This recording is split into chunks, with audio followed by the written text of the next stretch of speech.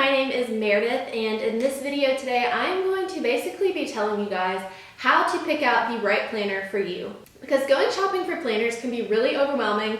I know sometimes people just get whatever they think is the cutest, sometimes people just get the cheapest option, but there really are a lot of different factors that you can weigh and go back and forth between when you're getting a new planner. And so today I'm going to be talking all about those and basically just going through the different factors and helping you guys figure out which kind of planner would be the best for you and your lifestyle. I'm also going to be filming a part 2 to this video where I compare and contrast some major different planner brands such as Lily Pulitzer and Kate Spade and Day Designer, all those different brands. I'm going to be comparing and contrasting them and basically telling you guys which ones I like the most and which ones that I've used personally and all that sort of stuff. So stay tuned for part 2. It should be coming very quickly after this video and I will put a link to it down below, and you should definitely go check that out if you're kind of going back and forth between one brand or another.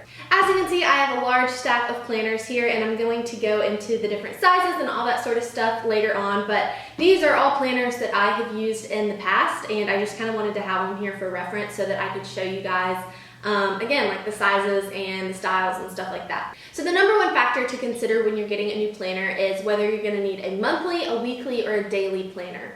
So I'll start by talking about a monthly planner. So in these sorts of planners, they are going to be typically very thin because they only have the months. And so each month has a big grid laid out, and each day is going to have one little box. And in some of these, each week will have a little section with 5 lines or so. So if you are not a super busy person and you're not going to be using your planner all that often, except for maybe to put 1 or 2 events in a box for every day or so, then this might be a good planner for you. These are also going to be the cheapest because they're going to be the thinnest. They have a lot less pages than a weekly or a daily planner.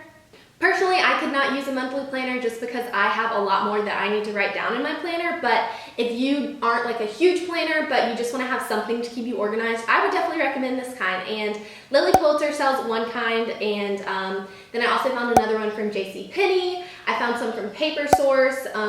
Erin Condren sells one that's coming out soon, it says, and then I found this plain brown one. Also, I'm reading off of my laptop here if you guys were wondering, but I'm going to put links to all of these things down below in the description box, and I'm going to try and list them out really easily for you guys to read. So I'll have a weekly, a monthly, a daily section, all that stuff with links and prices if you want to purchase any of these planners that I'm talking about. But looking at the prices, these monthly planners are definitely a lot cheaper. The ones I found at JCPenney are only $8, and they have a bunch of different colors and patterns to choose between. So next, let's talk about a weekly planner. These are going to be the most common planner types that you see when you're out shopping. So these have weekly spreads as well as monthly spreads. So you're going to have one spread with a little box for each day of the month, and then you're going to have weekly spreads where each day, normally there's the 2-page spread, there's going to be little sections for each day, and so each day typically has 5 to 10 lines depending on the brand that you're looking at. And these are really good for the average student or person or anyone that's just wanting a typical planner because if you are a student and you're in 5 different classes, you can write down each class on a line, and then you can have a couple other lines to write down dates or appointments or anything like that. And these come in all different sizes, typically a medium, a large, and a jumbo, depending on the brand that you're looking at. But these you can find from basically any planner brand. They're the easiest to find and the most common out there. So Lily Pulitzer sells a lot, and these are about $24 to $35 depending on the size that you get. And I'm going to go into size later, so don't worry, I'll show you guys and compare and contrast these that I have here. Kate Spade also has some really cute ones this year. I also love Rifle Paper Company and Bando, that's another really popular one. And then Paper Source actually sells some that are their own brands as well.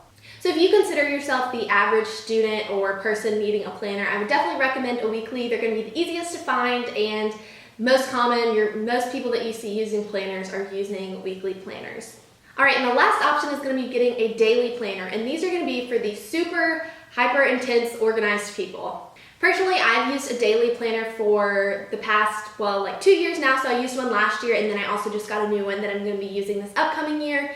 And on a daily planner, each day has its own page. And so on the page, it will list out the different times, and normally they start at 5 or 6 a.m. and each time, each hour of the day has a line until like 9, 10, 11 p.m. or something like that. And a lot of them also will have like a little slot for a to-do list, and then some of them have like more inspirational type things, like they'll have little sections at the bottom where you can write about your thoughts, and they'll have quotes on the top and stuff like that. But basically what you need to know about daily planners is that they're going to be a lot more expensive than your weekly planner.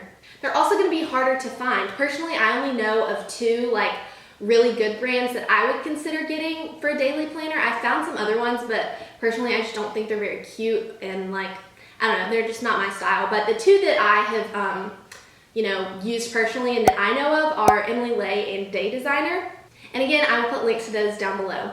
But if you are a super busy person and you like to have everything super clearly laid out in your life, and you want to know what's going on every hour of every day, then you should look into getting a daily planner. Again, they are a little bit harder to find and they're going to be more expensive, but that's because they're going to be so much bigger, because literally every day has its own page. These are also going to be heavier and bulkier than your typical like weekly planners, so keep that in mind as well. So now let's talk about different sizes that planners come in, and I'm going to start by showing you guys the medium versus large Lily planners. So these right here are 2 of the medium Lily planners. These are really old. I used these like my freshman and sophomore year of high school, but I just couldn't throw them away because they're so pretty. But these are the small ones right here. As you can see, they are pretty tiny. But these are also going to be less expensive if you are considering the price when you're getting your planner. Next, we have the large Lily planners, and these are the most common sizes that you'll see people having when it comes to Lily or Kate Spade or like Bando or Paper Source, anything like that. The large is like the most common size. So as you can see, this is how big it is, and this is it compared to the medium. And I don't really know why they call the medium and the large the medium and large, because this should be the small and this should be the medium, and then the jumbo should be the large, if that makes sense. But I don't know, they call this medium even though it's the smallest size. Now, I've never used a jumbo Lily planner or a Kate Spade planner or anything like that, but for reference, those are a little bit larger than a normal size piece of paper. So I believe they're like 8 3/4 by 11.5 inches or something like that. So let me go grab a piece of paper and I'll show y'all what that looks like. All right, I found a random piece of paper in my dad's binder over there, but this is what the difference would look like. So as you can see, it would definitely be bigger than this. And personally, the jumbos are just like a little too big for me. I don't really need that much room in my agenda, but if you write really big, have big handwriting, maybe you should look into getting the jumbo. Another way to think about it is the jumbo sizes are going to be like the size of your average notebook or binder or folder, anything like that. So they're going to be just as big as the rest of your school supplies. So things to consider when you're looking at the different sizes is how you're going to be carrying your planner around. Are you going to have this like in your purse and you're going to bring it with you everywhere every day, or are you a student and you're going to have it in your backpack, or maybe like do you use a tote or a long shot bag or anything like that? So just think about what you're going to be carrying it in and how much room you have for a planner.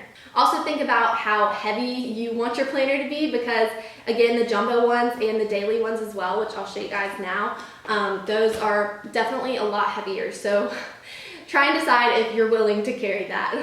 One other thing you're going to want to consider with the size is how big your handwriting is. Personally, I have pretty big handwriting, so again, like these small ones that I used to use way back in the day in high school, I now like don't think I'd be able to use this anymore just because the pages are pretty tiny. But if you like writing really small and you don't need a lot of room, then you would probably like a small planner. But this is the Emily Ley planner that I used this past year, and it's just a little bit bigger than the large Lily planner. As you can see, just a little bit bigger.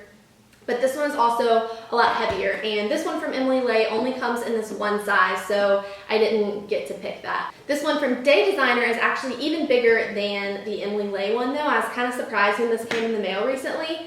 I wouldn't say it's like a jumbo. It's not like quite as big as I think a jumbo agenda would be, but it is still pretty large and noticeably heavier for sure. The next factor that you're going to want to consider is whether you want a spiral notebook or a binder type planner. And I only actually have spiral notebooks here. I've only ever used spiral planners because personally I like those a lot more. But if you don't want to have to deal with like the different rings that come on these sorts of notebooks, then you might want to look into getting a binder. And Lily Pulitzer doesn't make any binder planners or like bound ones, but Kate Spade and Rifle Paper Company and Bandeau all make them, so you can find those there if you'd rather have a binder. Inside the binder, there's still like a spiral notebook, but it just has like a flat cover, if that makes sense. All right, and the last factor that you're gonna wanna consider is the type or style of planner that you wanna get. Personally, I think this is the second most important factor. I think the most important factor would be choosing between a monthly, a weekly, or a daily planner, but the next thing that I think is really important is the kind of style that you want, what you want your planner to look like. So I've used for 4 years now Lily planners, and Lily Pulitzer makes super bright, fun, colorful pattern planners like this. So if you are a super bright, colorful, fun, printed person, then you should check out Lily planners. They have some really cute ones that came out this year. If you want more of like a classic and preppy style that has lots of like golds and blacks, then you should check out Kate Spade because theirs are typically really like classic and preppy. If you want sort of like a boho floral, I would recommend Rifle Paper Company. I really, really love theirs, and I wish that they made a daily planner because otherwise I totally would have gotten it over my day designer, even though I do like my day designer for this year. But Rifle Paper Company makes some really pretty floral ones that have like really soft like pastel colors. If you want more of like a trendy planner that has like quotes and like little doodles and stuff like that on it, you should check out Bandeau because those are really trendy and they come with lots of like fun stickers and like cute little things filled inside, if that makes sense. Yeah, so Bandeau is going to be like the most trendy ones that I think you'll be able to find. Emily Lay is known for lots of color and also like stripes and dots and flowers. Those are the things that she typically does. She has some striped ones, a rainbow stripe one, she has dotted ones, and then she also comes out with a floral one. And so yeah, hers are like really classic and clean and very simple because she focuses on a simplified life. That's kind of like her motto. So her planners are more simple. Day Designer comes in all sorts of different prints and designs, and they have really cute ones. Just keep in mind though, these are more expensive. Maybe that's something I should have talked about. I probably should have talked about the price, but again, I'll have all the prices listed down below so you'll be able to see like which ones are cheaper and which ones are not. And lastly, I didn't really talk that much about Erin Condren just because I've never purchased any of her products, but hers are completely customizable and you can literally do like almost anything. I've played around on her website before. It's really fun. Personally, that kind of stresses me out. Like, I don't know if I trust myself to design my own planner. I would rather just purchase one new already, if that makes sense. But if you're kind of particular and want to be able to personalize everything, check out Erin Condren because hers are completely customizable.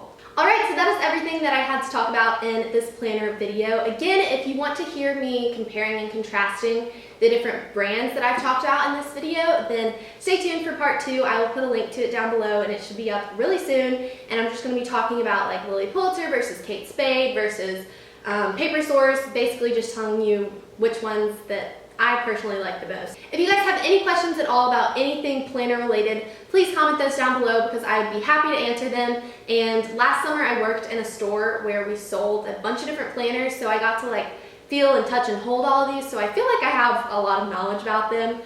So if you have any questions, just let me know and hopefully I can answer those for you.